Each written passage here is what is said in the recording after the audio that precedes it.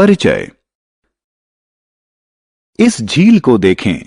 पहले यह tourist spot था, अब लोग यहां आना पसंद नहीं करते हैं। इसका क्या कारण है? जी हां, इसका कारण झील के प्रदूषित जल की दुर्गंध है।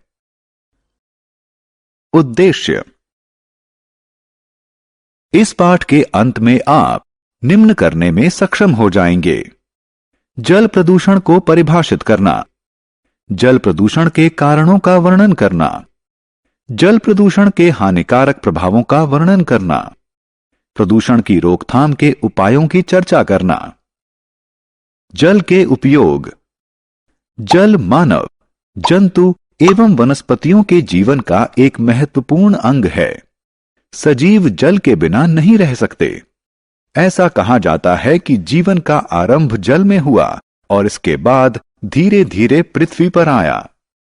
लेकिन जल का महत्व व जल के साथ संबद्धता अभी तक बरकरार है।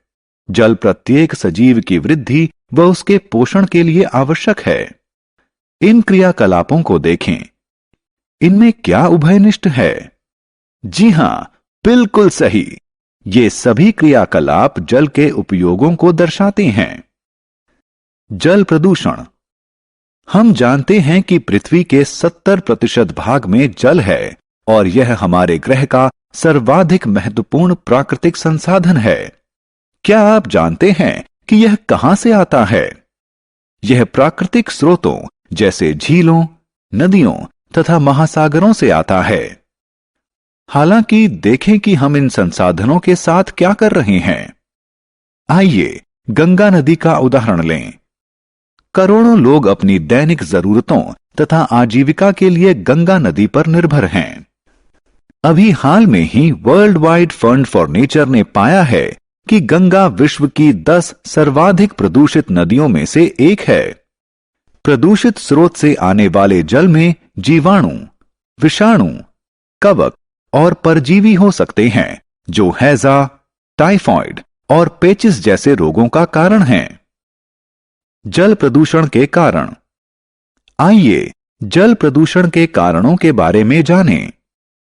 किसी जल निकाय में प्रदूषण अम्ल वर्षा, अपरदित मृदा, बहता हुआ उर्वरक व कीटनाशक युक्त जल, उद्योगों से निकलते हुए रसायनों तथा नगरों व कस्बों से निकलते हुए गंदे जल के माध्यम से प्रविष्ट होता है।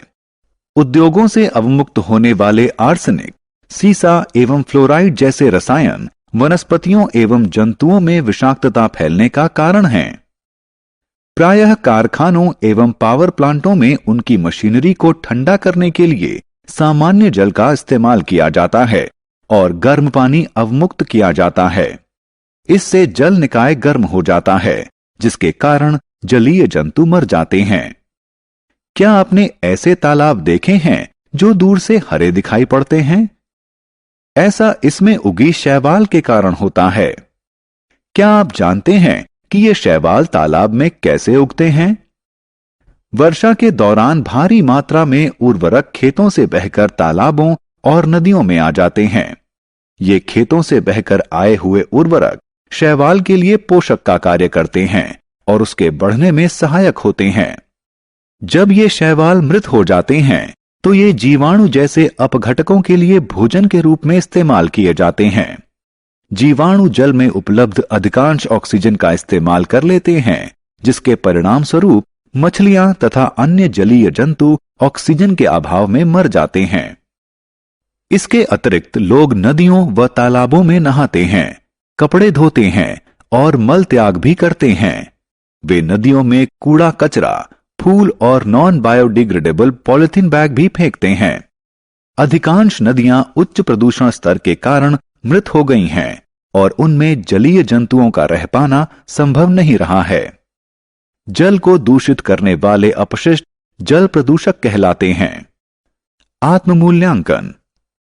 बच्चों, अब मनोरंजन का समय है। प्रश्नों को ध्यानपूर्वक पढ़ें और सही विकल्प पर क्लिक करें।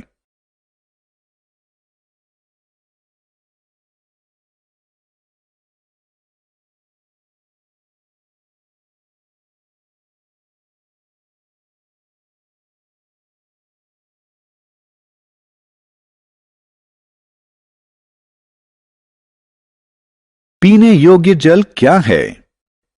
तुम क्या कर रहे हो? आपको यहां का पानी नहीं पीना चाहिए। लेकिन क्यों? यह तो साफ पानी है। जो पानी साफ दिखता है उसमें भी रोगजनक यानी बीमारी फैलाने वाले सूक्ष्म जीव और धुली हुई अशुद्धियां हो सकती हैं, जिससे बीमारी फैल सकती है। सच? हां, तुम्हें सुरक्षित रहने के लिए शुद्ध पानी पीना चाहिए। जो जल पीने के लिए उपयुक्त होता है पेयजल कहलाता है। जल को पीने के लिए सुरक्षित बनाया जा सकता है। क्या आप बता सकते हैं कि जल को पीने से पहले क्यों उबाला जाता है? क्योंकि उबालने से जल में उपस्थित हानिकारक सूक्ष्म जीव मर जाते हैं। जल को शुद्ध करने के लिए एक अन्य विधि क्लोरीनीकरण है। यह रासायनिक विधि है।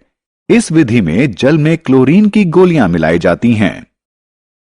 जल प्रदूषण की रोकथाम के लिए क्या किया जा सकता है? छात्रों, तुम्हें जल प्रदूषण नियंत्रित करने में सहयोग करना चाहिए। ये कुछ साधारण विधियां हैं। प्रदूषित जल को बिना उपचारित किए सीधे नदियों व झीलों में न गिराएं। जिस जल से सब्जियां व फल धोएं, उसे बगीचे के पौधों की सिंचाई के लिए इस्तेमाल करें। जल प्रदूषण को नियंत्रित करने के लिए हमारा मंत्र समानयन, पुनः इस्तेमाल एवं पुनः चक्रण होना चाहिए। हमारी सरकार ने भी नदियों के जल को प्रदूषण मुक्त करने के लिए कुछ कदम उठाए हैं। उदाहरण के लिए सन 1985 में गंगा एक्शन प्लान की शुरुआत की गई। इसका उद्देश्य गंगा नदी में प्रदूषण स्तर में कमी करना था। सारांश। आइए हमने जो कुछ सीखा है उसे संक्षेप में दोहराएं।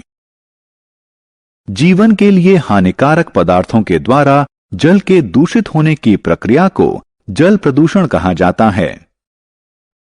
कुछ प्रमुख जल प्रदूषकों में गंदी नालियां, कृषि, रसायन और औद्योगिक अपशिष्ट शामिल हैं। पीने के लिए शुद्ध जल को पेयजल के रूप में जाना जाता है।